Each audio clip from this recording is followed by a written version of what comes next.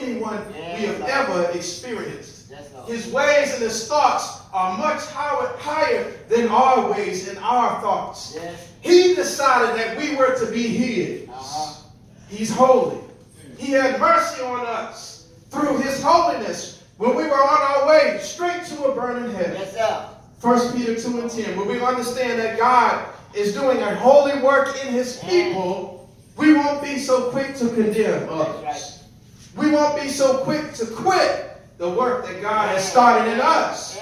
And we will once again gain the respect that the church deserves in the world. Exodus 3:5, God says, Moses, don't come any closer.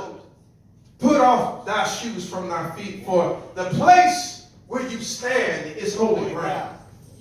How many know that where we stand today is holy ground? We're trying to get to holy ground, but it's right where you are, where God has revealed himself to you already. Holy ground is your launching pad to do God's will. Do you respect what God has you at today? Do you respect what God has you standing today? We have no excuse for ignorance because Jesus has lived a holy lifestyle before the Father for us as our example. Verse 21, as I begin to close, it says, for even hereunto were you called, because Christ also suffered for us, leaving us an example that we should follow in his footsteps.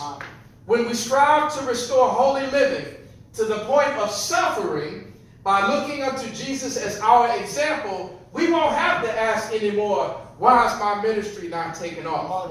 Why is all hell breaking loose? Because you're trying to restore holiness to your life. You're trying to restore God's order. Amen? That's why stuff is breaking out. That's why things are happening. But he says, stay with it to the point of suffering. As Christ is our example. You might think that you're all spiritually grown. But I come to tell you today, but you can't see your foundation. Amen? You can't see your spiritual roots. You don't know how deep your faith goes until you're tried. Amen? No tree can see its own roots, even though you think you're grown. I've got 3 trees right now all across my yard that have been beaten by the wind and the rain for months. And all 3 of them are leaning. One of them is so heavy I need 2 people to try to move it back and try to dig a hole and try to...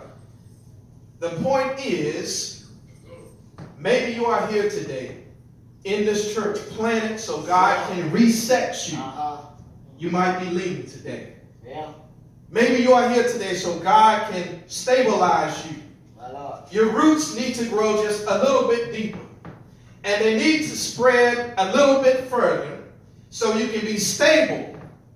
And you can be stable by offering up the spiritual sacrifice of holiness. Let God be God in your life.